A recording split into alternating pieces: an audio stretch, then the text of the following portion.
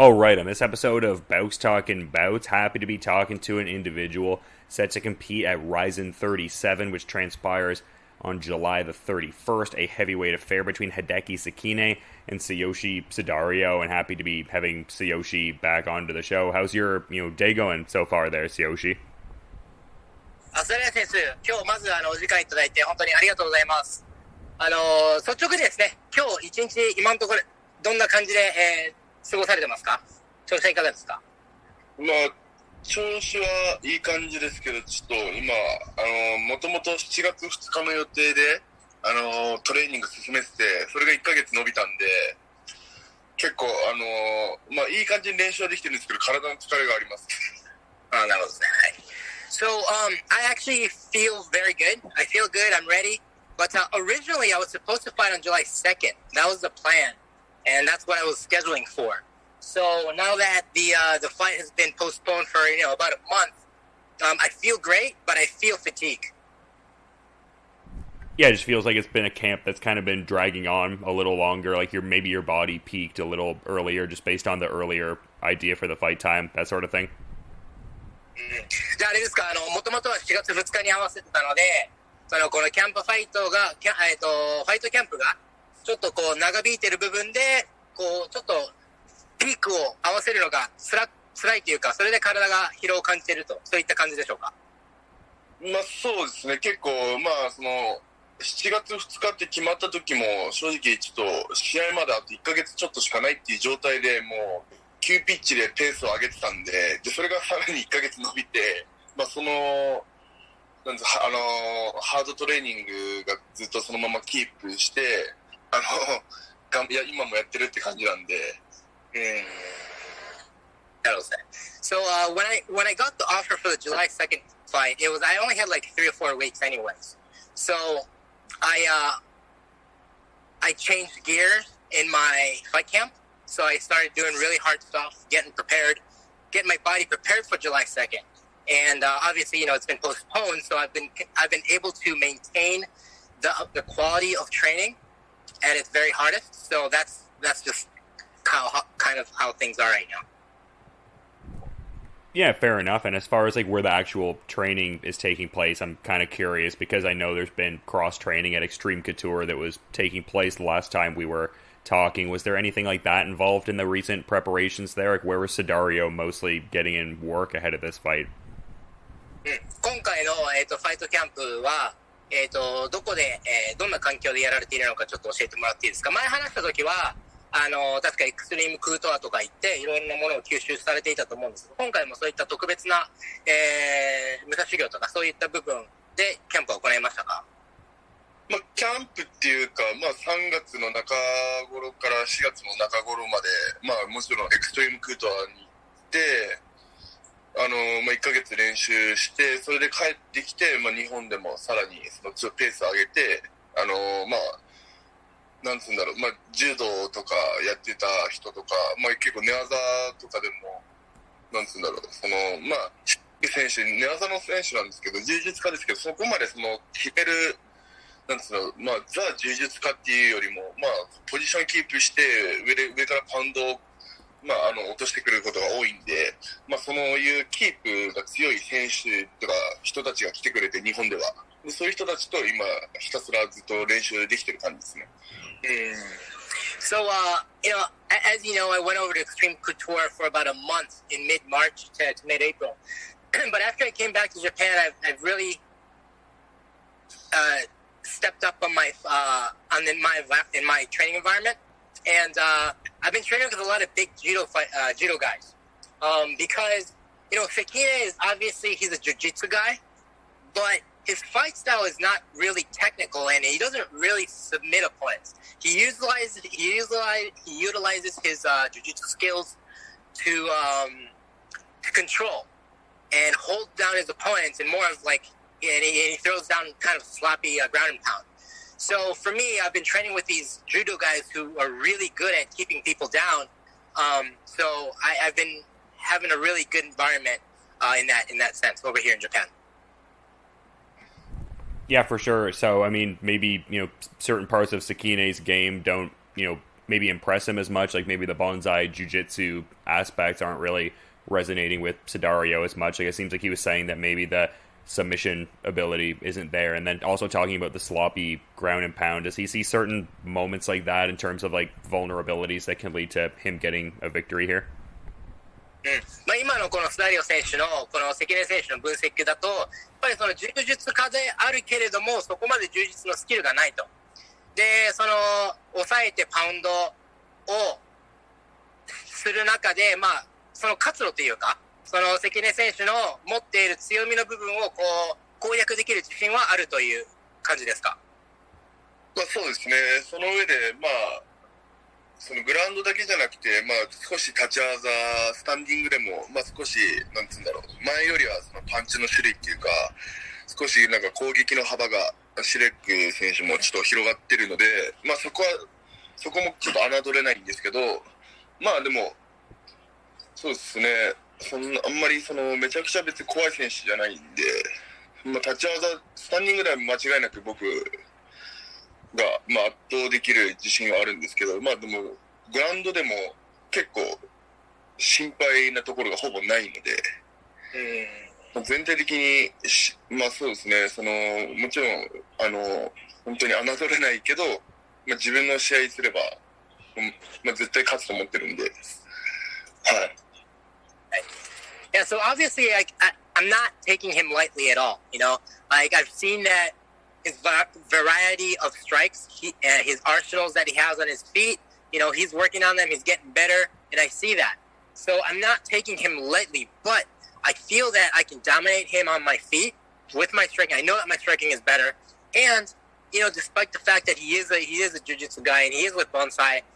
I don't feel too threatened by his ground game. Like none of the skills that he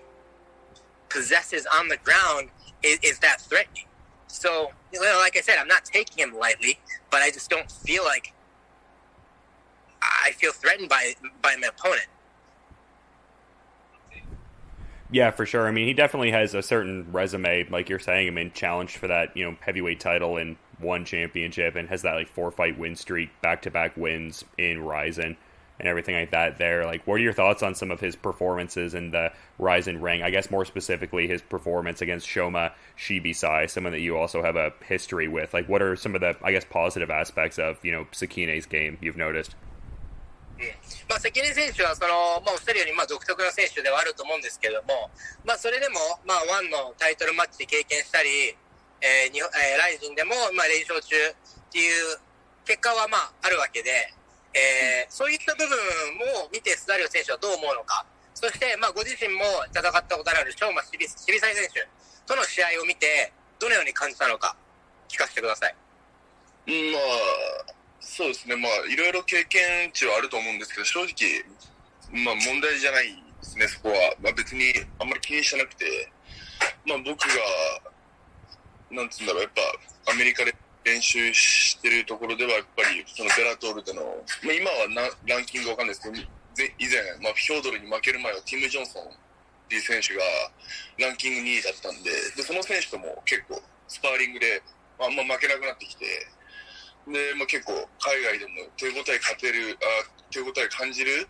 ような練習も結構できてきてるんで、まあ、その辺は正直彼が過去にどういうなんつうんだろう、まあ、成績とかどういう試合をしてるとか、まあ多少はもちろんこう警戒はしますけど、そこまでそこは問題じゃないですね、僕からすると。はい。で、まあシビサイとの試合は、まあ、正直シビサイが KO できるパンチを持ってないので彼は、まあ、僕もまあ東京ドームでやって、まあ、分かったんですけど、もちろん多少、まあ、殴られれば痛いっていうのはあるんですけど、でもそこまで効かない相手に効かせるようなパンチを持ってなくて、まあ、そうなったらシビサイ選手は寝技に持っていかなくちゃいけないんですけど、でも寝技に持っていっても、まあ、シュレックが打撃我慢すれば、まあ、シュレックも寝技の選手だから多分通用しないっていうか、もう多分そこで根負け、まあ、1ラウンドでシビサイ選手が出し尽くしちゃっただけなんで、あれは、まあ、あれに関しても正直ちょっと、まあ、あんまり参考にはならないなって思ってます。So, you know, as far as Sekina's overall skills, right? Like I've been saying, I don't really feel too threatened by anything that he has. Yes, I agree that he does have the experience. He's been through a lot, and he's riding a win streak. Yes, I and that's a fact. So, I give him to that. Give him that. But, for me, like, I've been building the confidence by, heading over to Extreme Couture, training with the top guys in the world. I was sparring, and I was able to hold my own against Tim Johnson, who was the second-ranked heavyweight fighter in Bellator at the time before he lost to Fedor. So, I've been going head-to-head with those guys, and I've been building confidence that I've been being able to hold my own against these guys. So his experience, that's fine. That's that. But, for me, I've been putting in a lot of work against a lot of tough guys as well.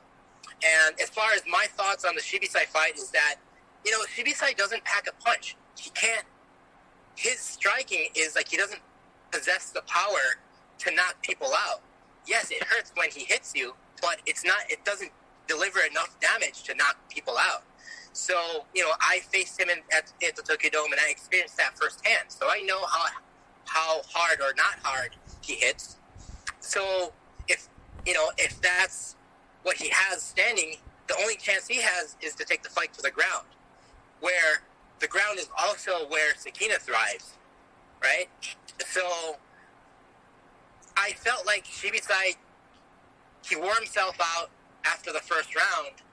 and he just kind of gave up there. And the second round is obviously what everybody saw. So, that fight itself, Shibisai, he kind of just gave up. He didn't have the heart to continue. He didn't have the heart to fight through things. So that fight itself, I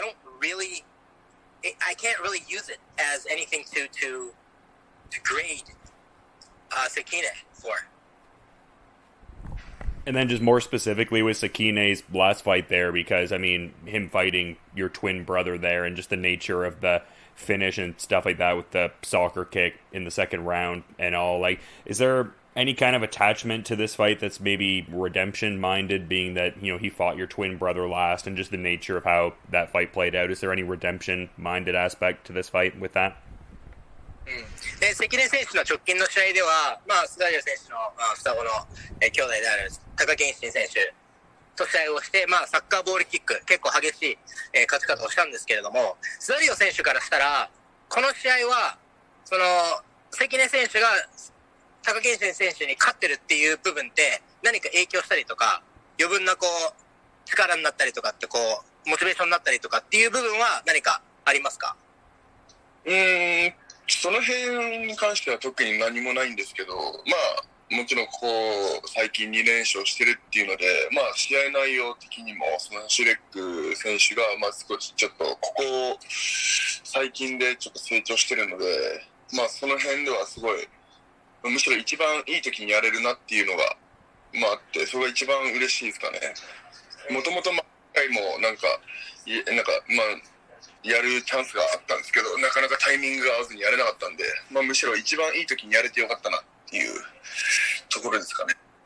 I don't feel anything else other than the fact that he's on a 2-fight winning streak. He's won his last 2 fights in a very good way with good performances, and I feel that Sekine is getting better. He's on a 2-fight winning streak. He's getting better as a fighter. I've actually had offers where I was supposed to fight him earlier in my career. But, timing didn't work out and it didn't happen. So I'm actually grateful and happy that I'm able to fight Sekine at this time. I believe it's the right time. Sekine is on a roll. He's getting better and I get to face a better fighter. So, overall, that's the only thing that matters for me heading into this fight. Yeah, and there's been some talk, too, about the striking and the, efficiency of Sudario's striking and everything like that. And one of the last times we were talking, he was saying that one of the big things he's really been figuring out in some of his last few fights is, really gauging that distance. Does he think, that's one of the bigger aspects of, why he's been able to generate, so many knockouts as of late, and why he has that ever-improving kind of, proficiency in his stand-up? Are you talking about Sudario or Sekine? Sudario, yeah. Okay. スダリオ選手、今いろいろと練習をされていて、それこそさっきそのティム・ジョーンズ選手と練習しても、まあ、いいようにやれるようになってきたと。うまい感じでやれるようになってきたと。で、打撃の方でも自信があるというふうにおっしゃるんですが、それはもう、打撃のこう、距離感っていうものがよりつかめてきてるからこそ、打撃の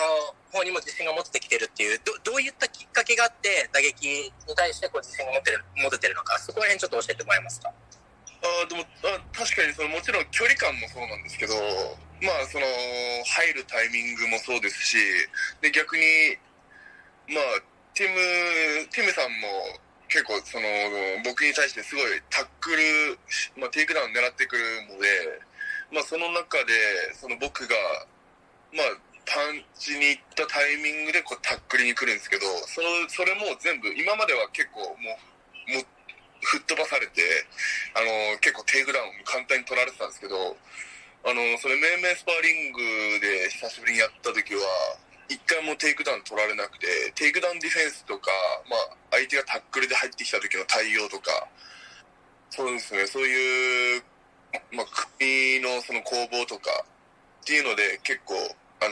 撃ではまず負けなくて、組でも僕がやられることっていうのはほぼなかったんですよね。だからそういう、まあ、全体的に出入りの部分にしろ、まあ、組みついてからの、まあ、攻防にしろ、本当に全体的に前もかなり成長したなと思ったんですけど、横浜大会で出た時、でもあの時よりも今はすごい怪我してからの方がよりさらに強くなってきたので、その辺がアメリカに行ってより実感できましたね。で、力負けはもうまずしなくなったので、で攻防でもさらにそういう自分のダメなところもどんどんこう削っていって、もういいところをどんどん伸ばして、ダメなところもいい方向に今持っていけてるんで、ダメだったところか。だからもうそういうのも含めてなんかなんつうんだろうな、自信が持てましたね。You know, so the reason why my confidence level has gotten up is because it's not only because of my striking, but obviously, when I spar with Tim Johnson, as I mentioned earlier, like it's more of like the distance is definitely there, but for me, it's the in and outs, the timing of throwing a punch, and the biggest thing is that the first time when I went to Extreme Couture, Tim Johnson, he would take me down at will. He would counter my strikes and he would shoot in, and I would get taken down. But this time, I was able to deal with it. I was kind of,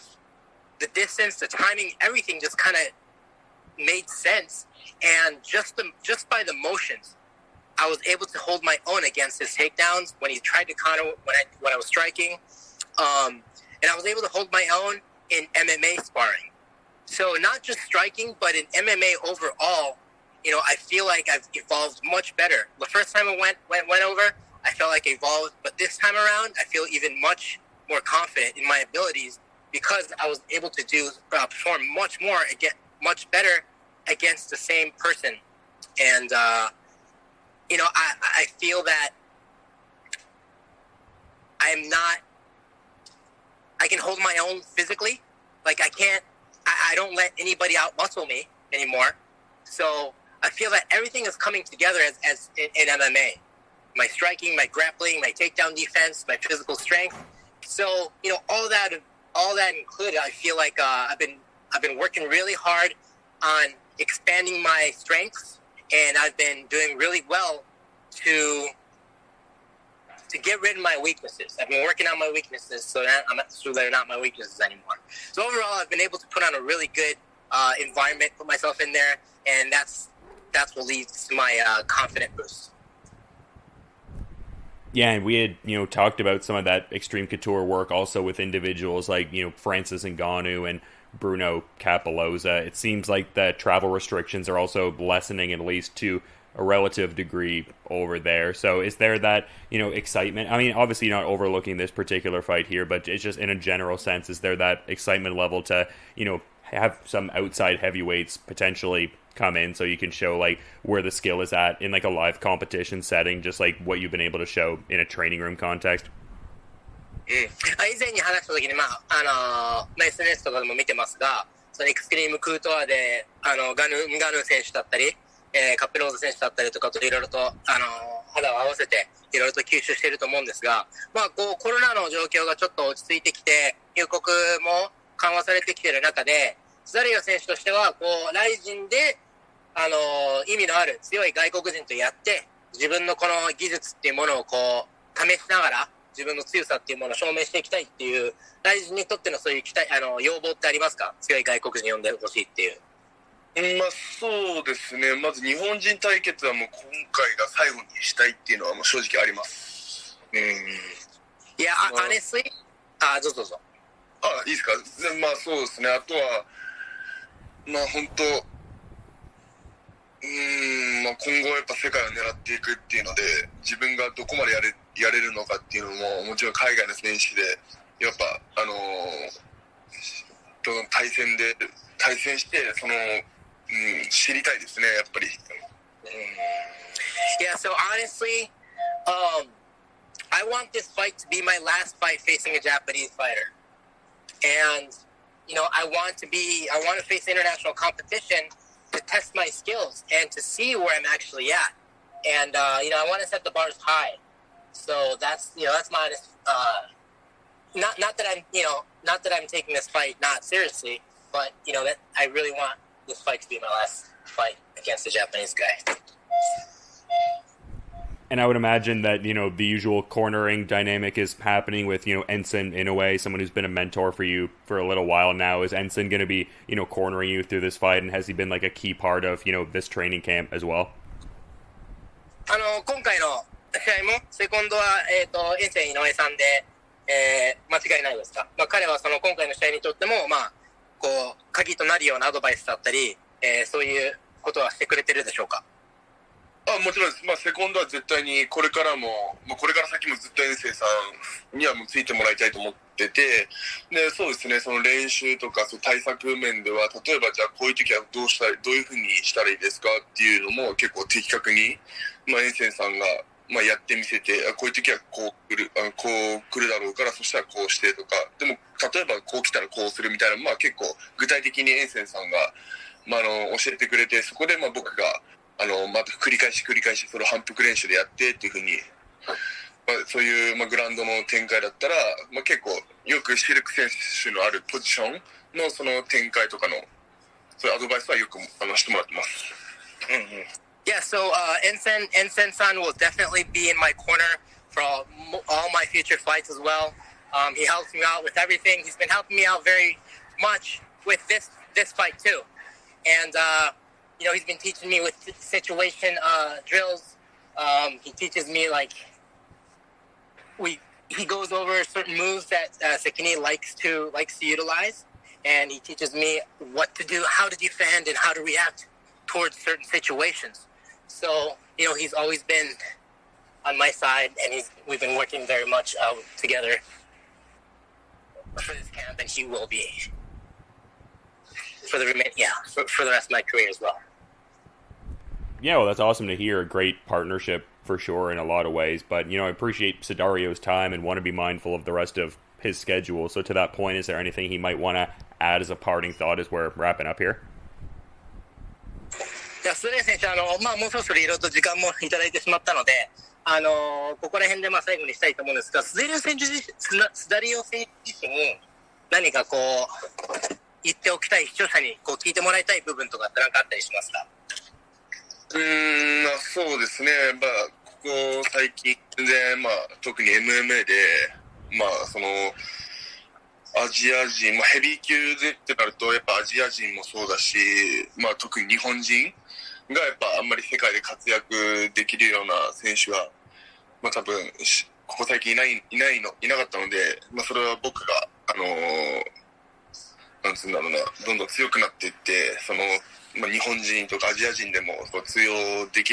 するっていうのを、どんどん勝っていって見せていけたらいいなと思ってます。はい。Yeah, so what I want to say is that, in recent modern day MMA, you don't really see any Asian heavyweight contenders, or, even more, you don't see Japanese heavyweight contenders that are, taking on the world. So, I want to be that guy. I want to continue to get better, continue to train and get better, and be that one who can become a true contender, world contender, being Japanese and being an Asian. So everybody stay tuned and please support my journey.